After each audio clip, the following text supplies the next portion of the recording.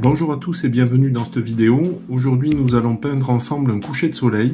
Je vais utiliser un pinceau à la vie, des pinceaux ronds petit moyen gros, des pinceaux ordinaires, des brosses en poils synthétiques, un pinceau fin appelé rigueur ou traceur. J'utiliserai un papier de Clairefontaine en coton, 100% coton, en 300 grammes par mètre carré au format 24-30, grain fin, et un scotch adhésif. Nous allons utiliser les trois couleurs primaires. J'ai choisi rouge Windsor, jaune Windsor et bleu Windsor, nuance rouge et nuance verte, de l'outre-mer français, du gris de Payne, de la teinte neutre et de la terre d'ombre brûlée. Allez, c'est parti! Cette vidéo étant consacrée à la peinture des couchers de soleil, je passe sur la réalisation du croquis que j'ai réalisé d'après ma photo de référence. Libre à vous de choisir un avant-plan qui vous convient. On va peindre le ciel en utilisant la technique du lavis. C'est une technique qui demande une certaine rapidité d'exécution. C'est pourquoi je prépare à l'avance mes couleurs. Je vais d'abord, avec un scotch de masquage, délimiter la ligne d'horizon qui est au-dessus de la mer. Voilà. Et je vais commencer par mouiller mon papier. On va commencer par le ciel. On va pouvoir passer sur tous les éléments de décor qui seront peints en noir ou en très foncé ultérieurement. En pratique, le papier, quand on le regarde à contre-jour, doit être luisant mais pas détrempé. Je vais placer mon rouleau d'adhésif sous la planche pour lui donner une inclinaison. Pour le lavis, il faut faire des passes horizontales en les faisant se chevaucher.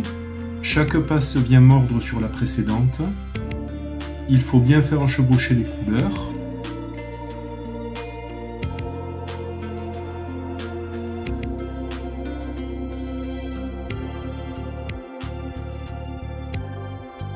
S'il y a un excès d'eau en bas, à la fin du lavis, il faudra l'absorber avec un pinceau essoré.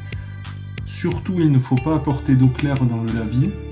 Sinon, on va avoir des auréoles qui vont se former. L'eau claire repousse les pigments.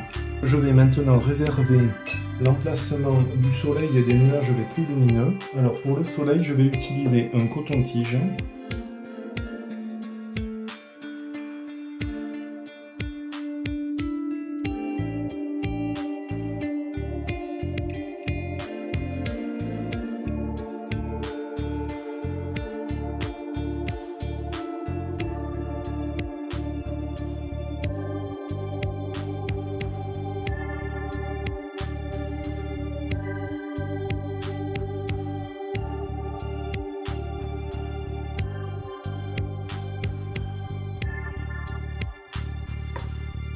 Il faut faire attention quand on fait ça de ne pas envoyer des tonnes d'eau dans le lavis parce que sinon on va faire des auréoles.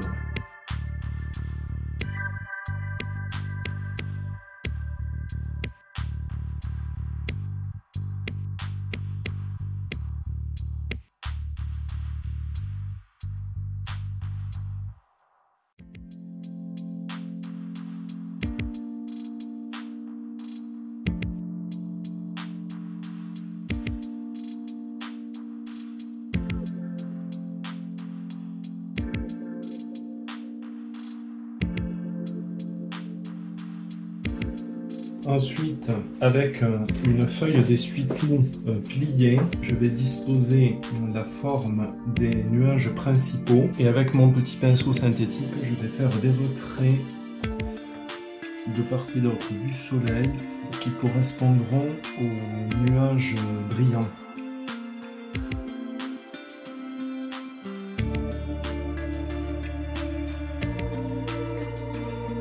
Mettez très peu d'eau quand vous faites ça. Sinon, vous allez faire des auréoles dans votre lavis.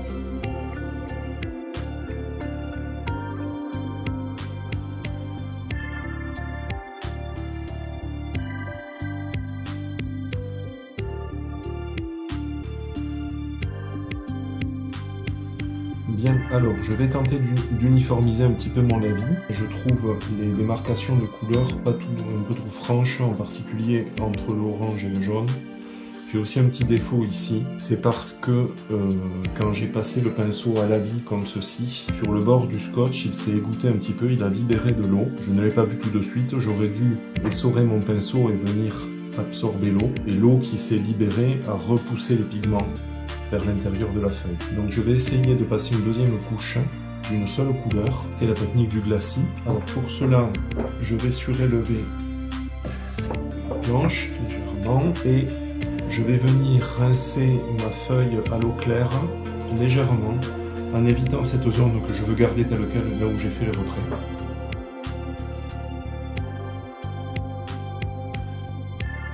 Je repose un scotch de masquage pour garder l'horizon net, bien droit.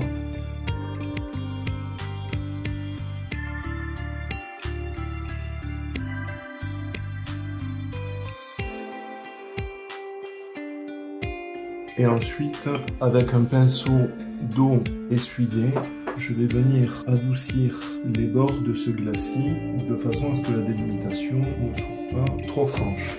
Je vais maintenant peindre le soleil et les nuages en jaune. Alors je vais d'abord humidifier avec de l'eau claire le pourtour du soleil et l'intérieur des nuages lumineux. Avec un jaune très pâle, je viens peindre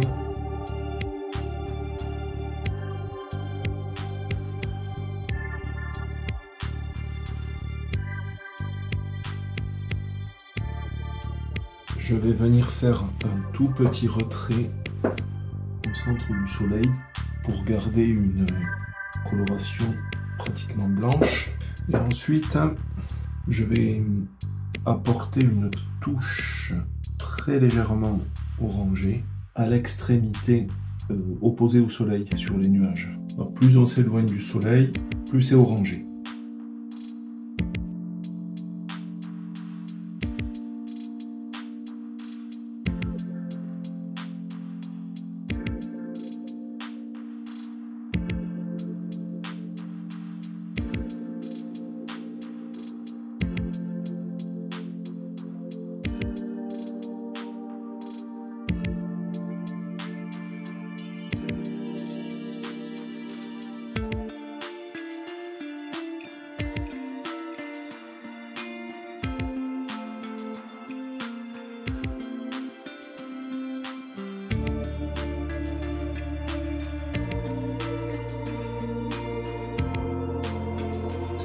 Voilà, alors maintenant nous allons peindre la mer.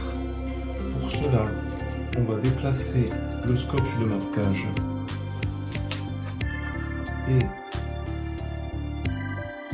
en vérifiant que ce soit sec, on va venir le poser au-dessus de la ligne d'horizon. Voilà. Et on va préparer une couleur pour la mer. La couleur est prête.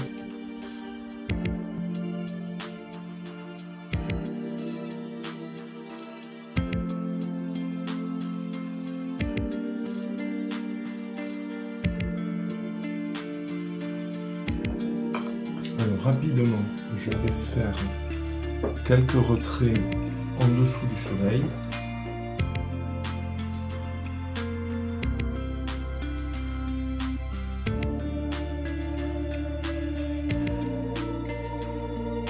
Ensuite, avec un bâtonnet en bois, je vais venir travailler la surface de la mer.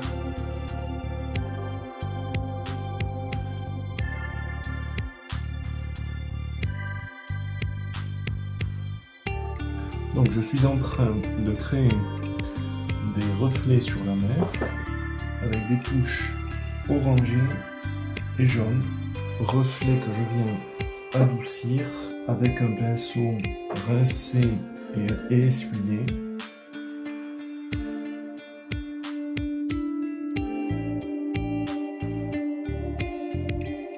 Et on peut retirer le scotch.